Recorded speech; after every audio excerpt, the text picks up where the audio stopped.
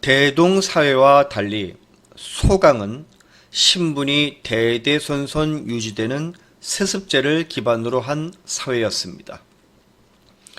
바꾸어 말해서 사회체제가 시족 공동체에서 계급사회로 전환된 것이죠. 이러한 변화의 배경에 관련해서는 관련 역사 기록들을 살펴볼 필요가 있습니다. 요 임금은 중원 지역에서 빈번히 발생하는 홍수 때문에 골머리를 앓고 있었습니다. 이에 곤이라는 인물에게 홍수 문제를 해결하라고 명했지만 그는 순임금으로 바뀔 때까지도 여전히 해결하지 못했습니다. 결국 일을 맡은 지 9년이 지나 순임금은 그 책임을 물어서 곤을 처벌하고 그의 아들인 우에게 홍수 문제를 해결하도록 했죠. 우는 13년 동안 전국을 돌아다니면서 홍수 문제를 해결하기 위해 애썼는데 심지어 3차례나 자기 집을 지나쳤지만 한 번도 집에 들어가지 않았다고 합니다. 또 아버지 곤이 흙을 쌓아 올려 물을 막으려 한 것과 달리 우는 오히려 땅을 파 물길을 만들어 흘려보내 결국 중원 지역에 범람하던 홍수 문제를 해결할 수 있었죠. 다시 말해서 아버지 곤은 물의 천성을 거스르려 했기 때문에 실패했지만 아들 우는 물의 천성을 따랐기 때문에 성공한 겁니다. 그리고 순임금은 그의 공로를 인정하여 후에 우가 자신의 왕위를 계승토록 했죠. 그로부터 15년 후 우임금은 여전히 대동사회의 전통인 선양제도에 따라서 왕위를 익이라는 인물에게 넘기고자 했습니다. 하지만 이게 웬일입니까? 백성들이 오히려 우임금의 아들 계가 우리의 다음 임금이시다라고 외치며 계에게로 몰려간 것이 아니겠습니까? 바로 이 점 때문에 학자들은 우임금 때부터 세습제 위주의 소강사회가 시작된 것으로 인식하고 있답니다. 또 홍수를 막은 치수의 일화를 통해서 정치의 한자어 어원도 함께 이해할 수 있는데요. 중국인들은 오래전부터 음양학을 대단히 중시해 왔습니다.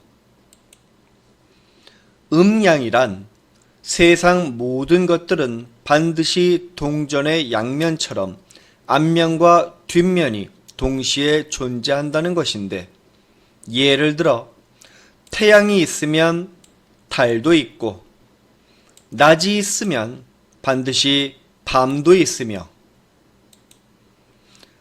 불이 있으면 물도 있고 또 남성이 있으면 역시 여성도 함께 있다는 것이죠. 중국인들은 나아가 이러한 전통의 음양 개념을 언어 영역에까지 확장시켰고 그 결과 중국어 단어는 일반적으로 짝수로 이루어지게 되었습니다. 짝수로 된 단어를 만들 때 가장 좋은 방법은 후시양, 서로호, 서로상 이나 해이안, 거물흙, 어두울 암처럼 의미가 같거나 서로 통하는 두 한자를 찾는 것입니다. 만약 이 방법으로 짝수를 만들지 못한다면 老师, 늙을로, 스승사, 나, 시앙신, 서로상, 믿을신처럼 주된 한자의 뜻을 좀 더 꾸며주거나 보충하여 설명해주는 단어를 붙여서 만들었습니다.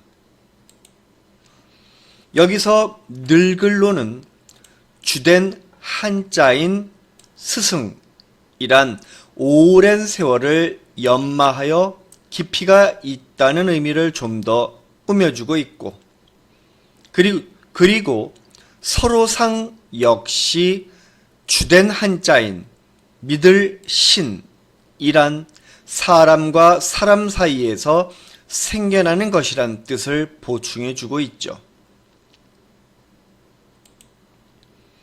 그리고 이 두 가지 방법으로도 짝을 찾을 수 없다면 어쩔 수 없이 한자 뒤에 아무런 의미가 없는 전미사 자, 나, 아 등을 붙여서 짝수를 만들었는데, 이에 해당하는 대표적인 단어로는 is, 의자, 나, 날, 저곳 등이 있답니다. 다시 본론으로 돌아와서 이제 정치라는 한자어를 하나씩 분석해 보기로 하죠. 한자 정사정은 바를 정과 칠복으로 이루어져 있습니다. 먼저 바를 정의 옛 모양인 갑골문을 보면 하늘과 그칠지가 합쳐진 모양입니다. 따라서 바를 정은 하늘과 같이 높은 지위에 있는 인물, 즉 지도자가 멈춰서 그치는 경지가 올바른 것이라는 뜻을 갖고 있습니다. 결국 지도자의 일거수일투족은 모두 바라야 한다는 거죠.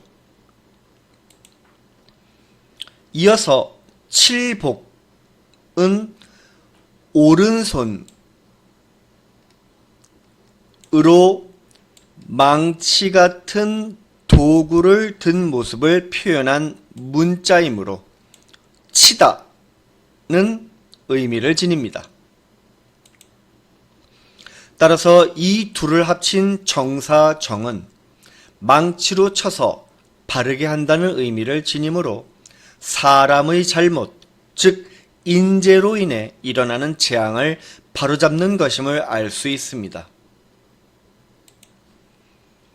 다스릴 치는 삼수변, 즉 물수와 기쁠이의 옛 글자인 기쁠이가 합쳐진 것인데, 여기서 왼쪽의 물수는 홍수로 범람한 강을 뜻합니다. 또 오른쪽의 기쁠이는 가라앉다, 평온해지다 라는 뜻을 가집니다.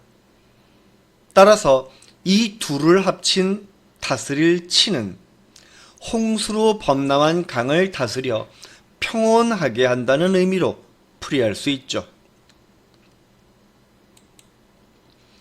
그러므로 다스릴 치는 사람의 힘으로는 어찌할 수 없는 자연현상, 즉 천재로 인해 일어나는 재난을 해결하는 것임을 알 수 있을 겁니다. 요컨대 정치라는 단어는 의미가 완전히 같지는 않지만 서로 통하는 두 한자를 조합하여 만든 단어라고 할 수 있습니다. 따라서 정치라는 개념은 두 가지 측면에서 다가가야 하는데, 하나는 사람의 잘못으로 인해 일어나는 재앙을 고쳐 바로 잡는 것이고, 또 하나는 자연현상으로 인해 일어나는 재난을 극복하는 것이 됩니다.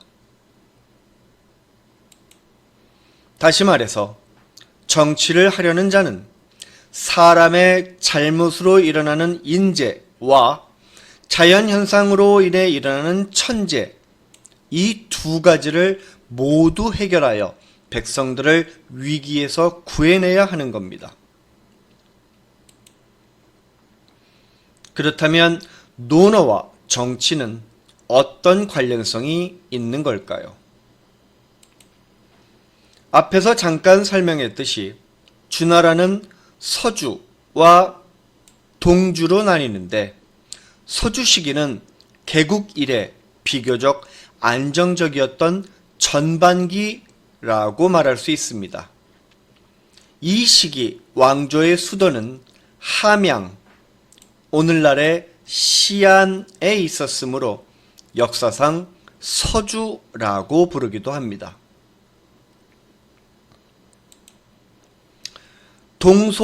동서고금을 막론하고 일반적으로 역대 왕조들은 보통 초기에 상대적으로 안정적인 국면을 보였는데, 그 이유는 개국 초기의 지도자들은 이전 왕조의 붕괴 원인이 지도자의 잘못에 있음을 알았기 때문이죠. 그럼 당연히 그들은 자신의 말과 행동, 나아가 통치에 자연스레 신중할 수밖에 없었습니다. 하지만 시간이 흐를수록 선조들의 이러한 교훈들은 점차 무뎌지다 못해 사라져버리고, 지도자들이 부패하고 무능해짐에 따라 나라의 운명 역시 점차 기울어질 수밖에 없죠. 학창시절 공부에 집중하지 못할 때면 괜히 아무런 잘못도 없는 책상 위치를 옮겨서 분위기를 바꿔보려고 한 적이 있을 겁니다. 주나라 평왕 역시 수도를 동쪽, 즉 오늘날의 낙양, 루어양으로 옮겨 나라의 기풍을 새로이 하고자 했습니다. 하지만 책상을 옮겼다고 안 되던 공부가 갑자기 잘 되던가요? 마찬가지로 수도를 옮기는 것으로 망해가는 국운을 바꿀 수는 없었습니다. 그리고 역사학자들은 이 시기를 일컬어 춘추시대라고 불렀는데, 다시 말해서 동주 시기가 바로 춘추시대였던 거죠. 지도를 보면 알 수 있듯이 춘추시대의 주나라 영토는 서주 시기와 비교하여 많이 줄어들었습니다. 반면 천자의 나라인 주나라를 지켜야 할 주변의 제후국들의 영토가 오히려 크게 확장되었는데, 이는 당시 제후국들 세력이 점차 강해지면서 주나라의 실질적인 권력은 오히려 약화했음을 반증합니다. 이와 반대로 지도에 주나라가 더 이상은 보이지 않고 최종 7개의 제후국들만 남는 국면을 전국시대라고 합니다. 그리고 이 7나라 중에서 왼쪽의 진나라가 마지막까지 남아서 최초로 전국을 통일함으로써 중국 역사상 최초의 통일왕조가 되죠. 즉, 논어를 포함하는 모든 선진시기 서적들은 이처럼 전무후무한 대혼란기를 어떻게 극복하여 평화를 회복하고 나아가 땅에 떨어진 리더십, 즉 도를 회복할 수 있는가에 대한 방법론을 제시했다는 겁니다. 그렇다면 천자의 나라인 주나라를 무시하고 제후들이 자기 세력 확장에만 열을 올리던 춘추시대에 동쪽의 한 작은 제후국인 노나라에 살던 공자는 과연 우리에게 어떤 말을 하고 싶어 한 걸까요? 이제 논어의 첫 구절부터 살펴보겠습니다.